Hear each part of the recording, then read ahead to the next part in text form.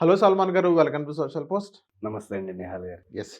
Sir ఇప్పుడు last 18 months నుంచి market అసలు సరిగ్గా రిటర్న్సే లేవు. ఇప్పటిదాకా సరిగ్గా రిటర్న్సే లేవు. సో, ఇప్పుడున్న ఇన్వెస్టర్స్ అనేది ఎవరైతే ఇన్వెస్ట్‌మెంట్ చేసారో వాళ్ళందరూ పానిక్ సిట్యుయేషన్ అవుతున్నారు. ఇప్పుడు వాళ్ళందరూ ఏం చేయాలంటారు సార్? మనం ఏం చెప్తున్నామంటే అండి, ఈక్విటీ ఇన్వెస్టర్ అంటే మంచి బిజినెసెస్‌లో మీరు ఓనర్‌షిప్ తీసుకున్నప్పుడు ఇది మీరు పర్పెచ్యువల్ అంటే మెచ్యూరిటీ డేట్ ఏమి ఉండదు దీనికి. ఎంతకాలమైనా ఉంచుకోవచ్చు మీరు. మనం ఈక్విటీ ఇన్వెస్టర్‌కి ఏం చెప్తున్నాం మనం?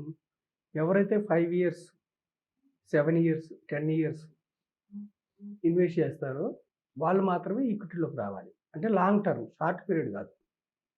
సో, మనం ఏం చెప్తున్నామంటే ఇక్కడ ఇప్పుడు 2 సంవత్సరాలు 18 మంత్స్ నుంచి 2024 అక్టోబర్ నుంచి మార్కెట్స్ 86,000 ఆల్ టైమ్ హైకెళ్ళి అప్పుడు సెన్సెక్స్ ఇప్పుడు 77,000 దగ్గర ఉంది. ఈ 18 నెలలు ఏం లేవు రిటర్న్స్. సో, మనం ఏం చెప్తున్నామంటే వీళ్ళకి మినిమమ్ 5 ఇయర్స్ అంటే ఏంటి? 2024లో మీరు ఇన్వెస్ట్ చేశారనుకోండి. 2029 వరకు మీకు సమయం ఉంది. మీరు ఈ 2 సంవత్సరాల్లోనే అమెరికా, ఇరాన్, ఇజ్రాయెల్ యుద్ధం ఎప్పుడు ఆగుతుంది? లేదంటే హార్మోజ్ జలసంధి ఎప్పుడు తెరుచుకుంటుంది? లేదంటే మన ఇండియన్ జీడీపీ, ప్రపంచ జీడీపీ ఏమవుతుంది? తగ్గుతుందా? పెరుగుతుందా? లేదంటే టారిఫ్లు తగ్గుతాయి, పెరుగుతాయి? అంటే 1 ఇయర్, 2 ఇయర్స్‌లోనే ఎందుకు ఆలోచిస్తారు? మీరు లాంగ్ టర్మ్ ఇన్వెస్టర్ అయినప్పుడు మీకు 5 సంవత్సరాల కోసం డబ్బు పెట్టారండి. 1, 2 ఇయర్స్‌లో రోజు మీరు ఎందుకు చూస్తారు? ఈక్విటీలో వచ్చిన ప్రాబ్లమ్ ఏమిటంటే మీరు ఈక్విటీలో ఇన్వెస్ట్ చేయంగానే ఈక్విటీ మ్యూచువల్ ఫండ్స్ కావచ్చు, ఇండెక్స్ ఫండ్స్ కావచ్చు, ఈటీఎఫ్లు కావచ్చు, డైరెక్ట్ స్టాక్స్ కావచ్చు. డైరెక్ట్ స్టాక్స్ రిస్క్ మనం డిస్కరేజ్ చేస్తున్నాము. మీరు గ్రూప్ ఆఫ్ కంపెనీస్‌లో మీరు ఇన్వెస్ట్ చేసినప్పుడు మీకు మొబైల్ యాప్ ఉంటుంది. రోజు చూసుకుంటారు.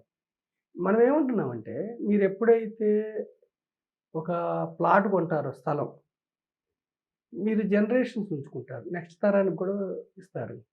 జ్యువెల్లరీ కానీ, గోల్డ్ కాయిన్స్ కానీ నెక్స్ట్ జనరేషన్‌కి కూడా ఇస్తారు.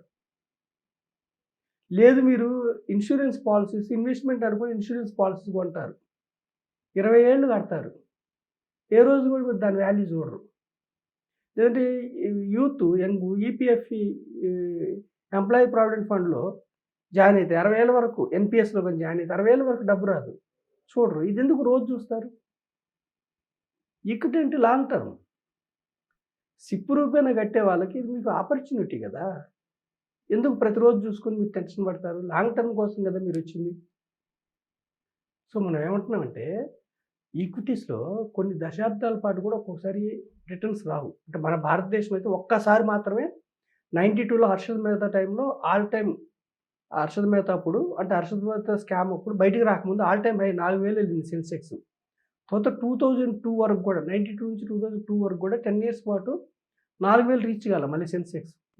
అంటే 10 ఇయర్స్ జీరో రిటర్న్స్ సెన్సెక్స్‌లో. ఒక్కసారి మాత్రం సెన్సెక్స్‌లో 10 ఇయర్స్‌లో ఉంటే కూడా జీరో రిటర్న్స్. మిగతా అన్ని సందర్భాల్లో 10 ఇయర్స్ ఉన్న వాళ్ళకి హై రిటర్న్స్ వచ్చినాయి. అలాగే జపాన్ మార్కెట్స్ కూడా జపాన్ ఎకానమీ చాలా గ్రో అయింది. అయినా కానీ జపాన్ మార్కెట్స్ చాలా కాలం పాటు పెద్ద రిటర్న్స్ ఇవ్వల. ఈవెన్ చైనా కూడా గత లాస్ట్ 20 ఏళ్ళు, 25 ఏళ్ళు బాగా ఎకానమీలో దూసుకుపోయింది. అయినా ఇవ్వలేదు. అంటే ఈక్విటీస్ అంటే మీకు పర్పెచ్యువల్ ఓనర్‌షిప్ ఇది. మీరు మంచి బిజినెసెస్‌లో మీరు ఓనర్స్ అవుతున్నారు. సో, షార్ట్ పీరియడ్ వచ్చే నాయిస్‌ల గురించి 1 ఇయర్, 2 ఇయర్స్, 3 ఇయర్స్ మీరు పట్టించుకోవద్దు. లాంగ్ టర్మ్ ఉంటే మీరు ఇప్పుడు 5 ఇయర్స్ మినిమమ్ ఉండాలంటున్నాం కదా! మన ఈక్విటీస్‌లో group of companies, index funds కాదు. లాంగ్ టర్మ్ ఉంటే మీకు బ్యాంకు ఎఫ్‌డి కంటే ఒక 5-6% ఎక్కువ వచ్చే అవకాశాలు ఇక్కడ సెన్సెక్స్‌లో గాని, నిఫ్టీలో గాని మీకు కంఫర్టబుల్‌గా 12-13% వస్తున్నాయి. సో, షార్ట్ పీరియడ్ నాయిస్‌ని మీరు పట్టించుకోవద్దు. అంటే ఇప్పుడు ఇంకా ఎన్ని ఇయర్స్ వరకు ఉంటది? లాస్ట్ ఒక 2 ఇయర్స్ నుంచి లేదు. ఇప్పుడు 18 మంత్స్ నుంచి గత లేదు. చరిత్ర 10 ఇయర్స్ కూడా ఇప్పుడు హర్షద్ మెహతా టైంలో 10 ఇయర్స్ కూడా ఉంది. మీరేం లేదండి. మీరు గోల్స్ కోసం రావాలంతే. ఈక్విటీస్‌లో మంచి బిజినెస్‌లో ఓనర్‌షిప్ మీరు పర్పెచ్యువల్ ఉంచుకోవాలి. మార్కెట్ ఎంతకాలము డౌన్ ఉంటుంది, ఎప్పుడు అప్ అవుతుందన్నది ఎవ్వరు చెప్పలేరు భూమి మీద. Stock markets. కాకపోతే మీరు ఈక్విటీ ఇన్వెస్టర్ ఉన్నప్పుడు మీరు ఒక లక్ష్యాల కోసం వచ్చినప్పుడు పిల్లల చదువులు ఇప్పుడు 2, 3 ఏళ్ళు ఉన్నారనుకోండి పిల్లలు. 17, 18 ఇయర్స్ డబ్బు కావాలి. మీరు ఇప్పుడు ఎందుకు ఆలోచిస్తారు? మీ రిటైర్మెంట్ 30 ఏళ్ళు ఉంది. రిటైర్మెంట్ కోసం వచ్చారు. ఇప్పుడు ఎందుకు ఆలోచిస్తారు? ఎంతకాలం ఉంటే మీకేంటి ప్రాబ్లమ్? ఇది అడ్వాంటేజ్ కదా! సిప్ రూపేణా కడితే. లంసమ్ పెట్టారనుకోండి. లంసమ్ పెట్టినప్పుడు మీకు కంఫర్టబుల్ రిటర్న్ వచ్చిందా? బ్యాంక్ కంటే ఎక్కువ వచ్చిందా? ఇప్పుడు బ్యాంక్‌లో 7% వస్తుంది.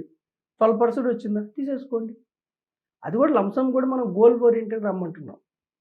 సో, ఈ షార్ట్ టర్మ్ నాయిస్‌ల గురించి మీరు పట్టించుకోవద్దు. లాంగ్ టర్మ్‌లో మీకు మంచి రిటర్న్స్ వస్తాయి. కాకపోతే ఏమిటంటే, మన చరిత్ర చూసుకుంటే ఏమిటంటే, ఒక్కొక్కసారి హ్యూజ్ 5 ఇయర్స్, 7 ఇయర్స్ కూడా ఒక్కోసారి అట్లాగే ఉంటాయి. ఈక్విటీస్‌లో సహజం. మీ గోల్స్‌కి దగ్గరగా మీరు ఎప్పుడైతే రీచ్ అవుతారో డబ్బు, అప్పుడు మీరు ఫిక్స్డ్ ఇన్‌స్ట్రుమెంట్స్, మీకు రిస్క్ లేని ఇన్‌స్ట్రుమెంట్స్‌కి మారండి. ఇది మీకేం ఇది ఉంటుంది. ఇది ఎప్పుడుంటుంది. ఈ ప్రపంచ యుద్ధాలు గానీ, లేదంటే ఈ జియోపొలిటికల్ టెన్షన్స్ వల్ల గానీ, క్రూడ్ ఆయిల్ పెరిగినప్పుడు, మనకి ఇన్‌ఫ్లేషన్ పెరిగి, ఎఫ్ఐఎల్ బయటికెళ్ళినప్పుడు కరెన్సీ డిప్రిసియేట్ అయ్యి, ఇవన్నీ నాయిస్ ఎప్పుడుంటుందండి. కాబట్టి మనం ఏం చెప్తున్నామంటే, ఈక్విటీస్ అంటే మీకు షార్ట్ పీరియడ్ కోసం అయితే మీరు రావద్దు. లాంగ్ టర్మ్ వస్తే మీకు ప్రతిఫలం దక్కుతుంది. Okay. Okay. So, thank you sir. మా సోషల్ పోస్ట్ వచ్చినందుకు. థాంక్ యూ అండి నిహాల్ గారు.